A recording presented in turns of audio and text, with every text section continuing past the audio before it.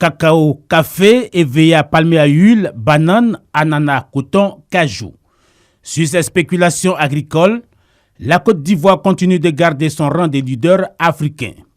Ces productions qui font de la Côte d'Ivoire une puissance agricole ont prospéré grâce à sa forêt.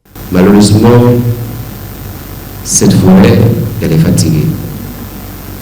Et cela se traduit par son état de dégradation. Mais cette dégradation tous azimuts de la forêt, la Côte d'Ivoire en fait une préoccupation majeure, notamment par l'adoption depuis 1993 de la politique baptisée butanisation. L'État de Côte d'Ivoire a une politique de promotion de l'utilisation du gaz pour des raisons sécuritaires, pour des raisons de protection de l'environnement, pour lutter contre la déforestation et pour que les ménages les plus vulnérables puissent utiliser le gaz partout.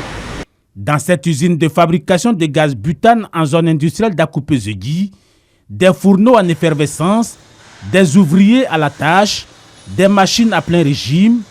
Objectif, couvrir la demande sans cesse croissante. Aujourd'hui, la consommation de bouteilles en Côte d'Ivoire, c'est de 1 200 000 bouteilles par an. Nous sommes à 2 millions de bouteilles de fabrication. C'est-à-dire qu'on peut couvrir le marché facilement. Pour les protecteurs de l'environnement, la rareté du bois, son prix et la menace des écosystèmes font du gaz butane une alternative crédible. Techniquement, c'est une excellente approche parce que le recours au bois de chauffe implique que les populations aient coupé les bois dans la forêt. Et donc c'est ce qui est de nature à accélérer la déforestation, à constituer tout ce qui va amener par la suite la dégradation des terres et l'avancée de la désertification. Le défi aujourd'hui, c'est d'éviter que cette politique de butanisation ne bute sur des pénuries comme celle de la mi-juillet 2021. Des pénuries qui font flamber les prix et donc soumettent les ménages à la tentation du retour au charbon.